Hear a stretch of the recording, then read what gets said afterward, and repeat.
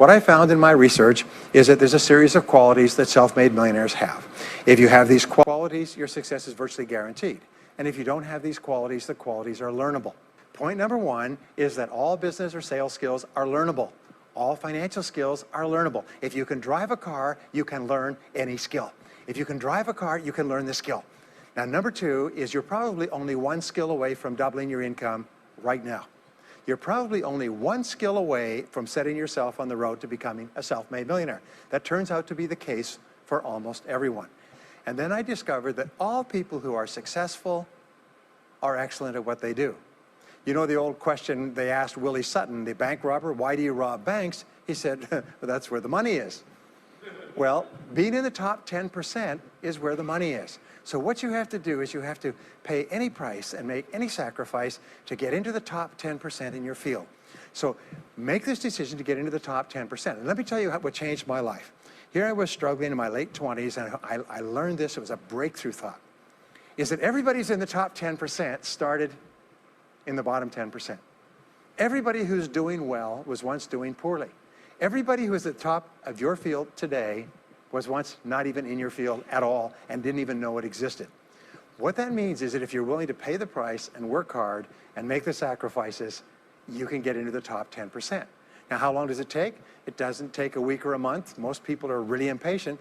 And to achieve mastery in your field takes 5 to 7 years.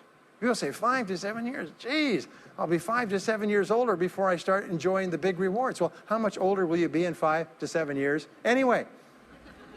Now, here's an important point. Are you ready? The time is going to pass anyway.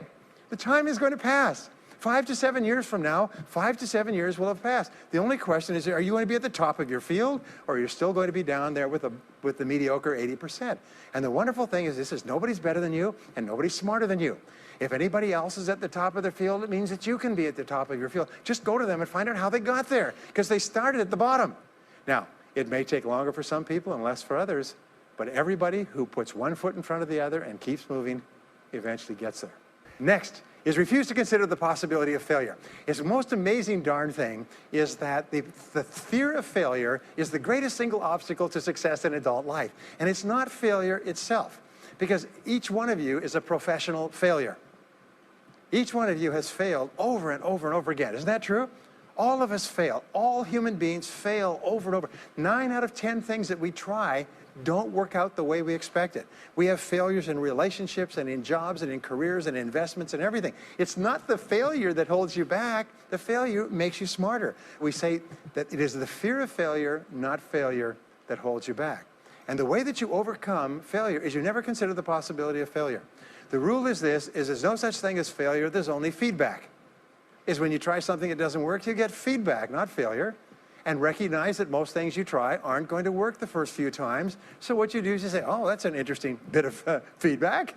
And you pick yourself up and you move forward and you have more feedback and you move forward. To become a self-made millionaire, you're going to fail over and over again, year after year after year.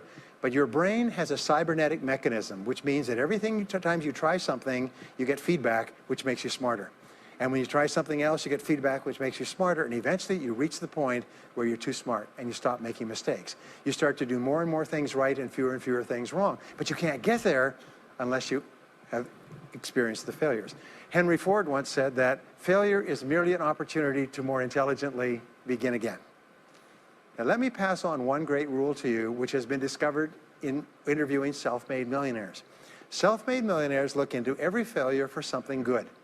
They say there's got to be something good in this that I can benefit from, and surprise, surprise, they always find it.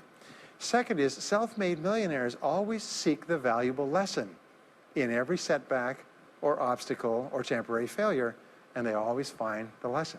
Now, what do failures do? Failures whine and cry and think about what they've lost and blame their problems on someone else. Successful people say, what can I learn from this that will make me smarter next time? And my promise to you, those who seek find, is that if you go looking for a valuable lesson in the biggest problem that you're facing today, you'll always find the lesson. Here's another possibility. Your biggest problem today could be the biggest gift that you have ever received, because it may contain within it the lesson that will make you successful.